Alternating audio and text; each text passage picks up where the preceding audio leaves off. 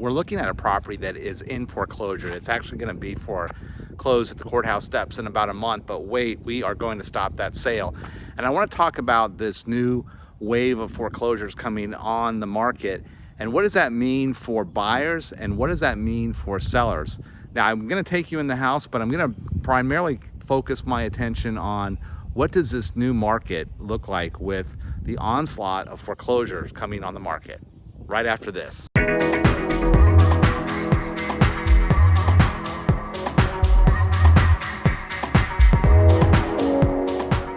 Well, welcome back. Now let's just get right into it. First off, my name is Troy Funk, and that's Funk, F-U-N-K, Fun K, and I am a real estate broker. I've been in the real estate business going on almost 4 decades now, and my specialty has been in helping people get out of foreclosure, which I certainly know from a personal experience, and also working with banks in the sale of their bank-owned properties. Now, with this, I have connection to many banks, and I am in dialogue with many lenders on a consistent basis to just understand what their inventory looks like, what their projections look like, and they share that information with me just to prepare as we move forward. So yesterday, I got an assignment from one of my clients on a $3 million property on Longboat Key. And when we did some background search, quickly we looked at the property and it was already listed. And not was it only listed, it was listed with an agent in my office, and the property ironically closed yesterday. But it was a $3 million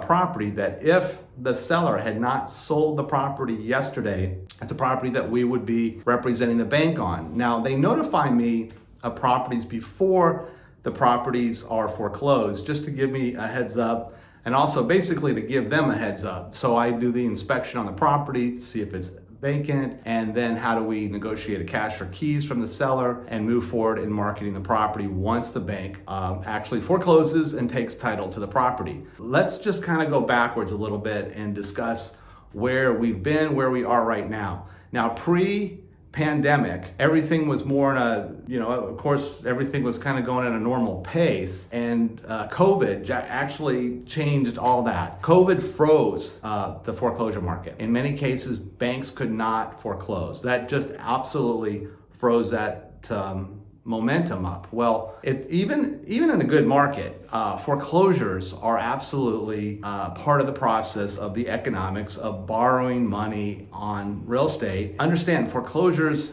happen, and when they happen, it's normal for that process to take its own course. So, with the information that I'm getting from the banks right now, we're expecting a lot of foreclosures starting to hit the market. Now, you may say, no, that makes no sense.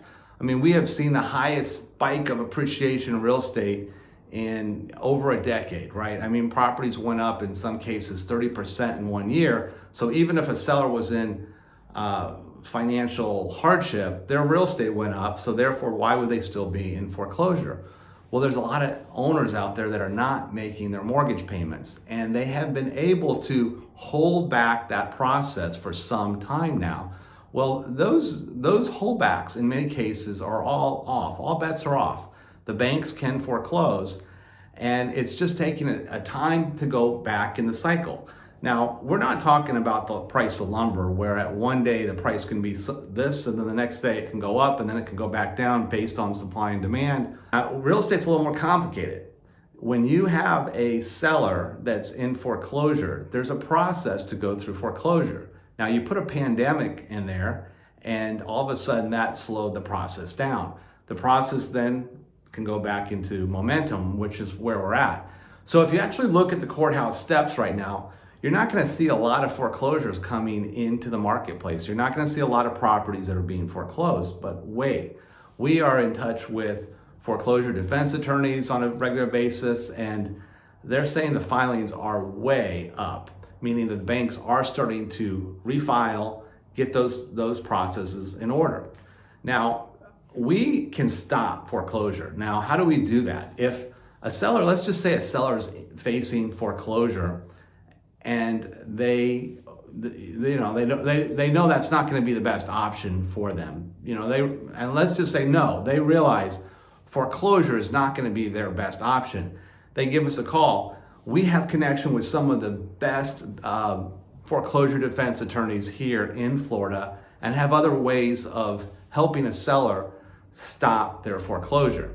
Now, ideally, the property does need to be on the market, and we have to be in the contact with the bank right away. Now, the biggest problem is we normally get these calls sometimes the day of foreclosure sale and say, wait, can you stop my foreclosure? Not if you call us the day before the sale.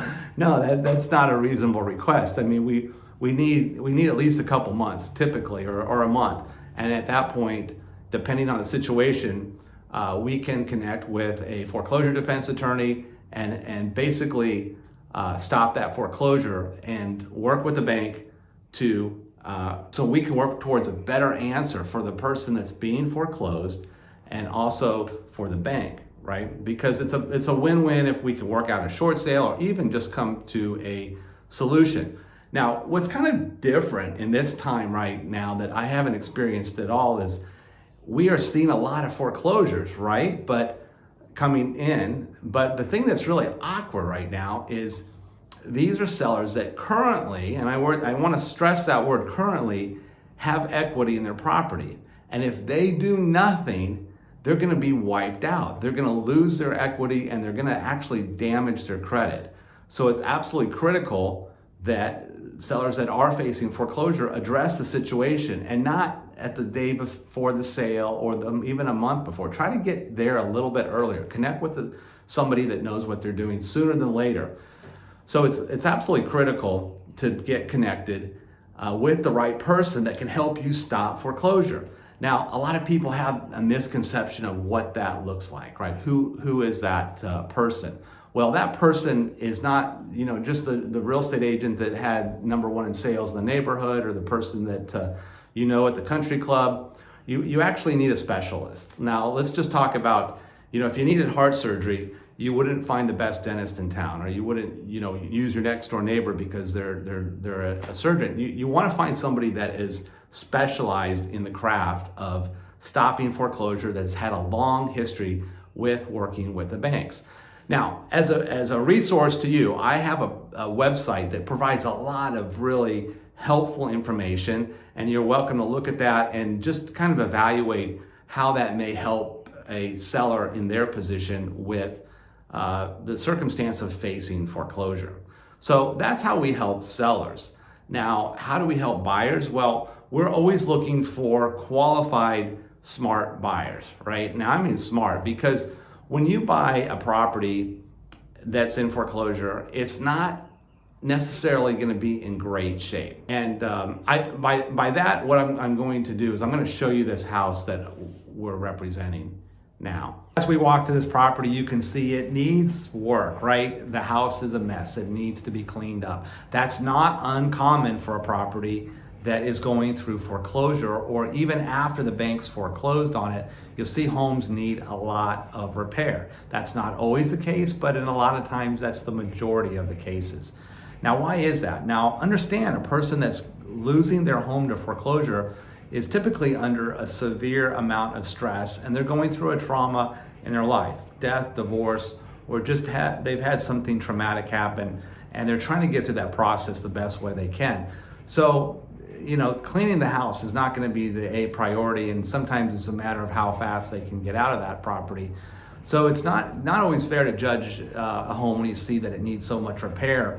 And I stress that because it's not like buying a conventional home where you go in, when you see a home, you do a home inspection, and you ask the seller to make repairs.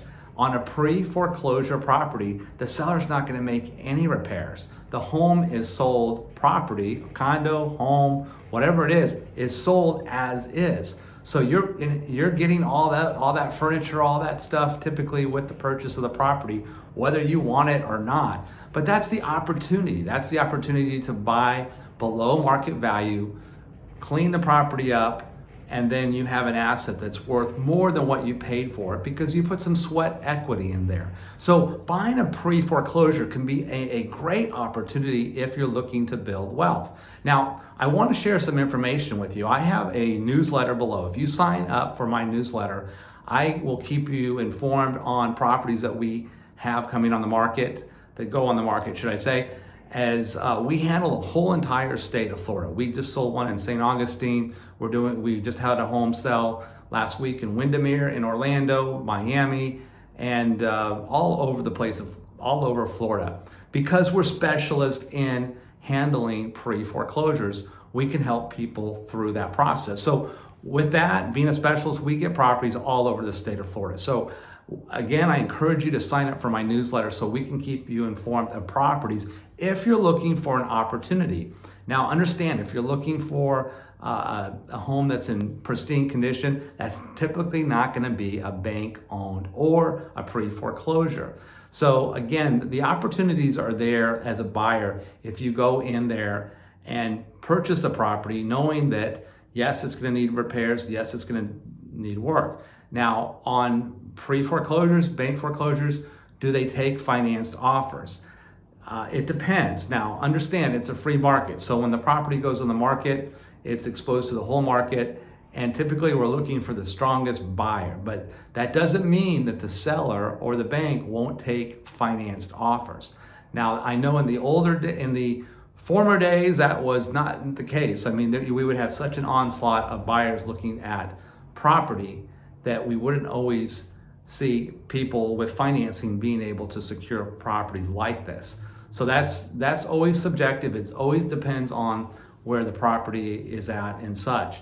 Now, again, there are a lot of downsides to that. When you're buying a property as is, even though the seller is in some case providing a seller's disclosure, it's an as-is situation. Plus, you're dealing with a seller that has no money. I mean, they're just trying to get out. So you do need to do your due diligence in making sure that, yes, you're comfortable with the calculated risk, so to speak, of buying a property that needs work. So again, if you're looking for property like that, contact me below. If I've been helpful to you, I ask that you hit the like button, hit the subscribe button. Let's stay in touch, and I look forward to seeing you on the next video.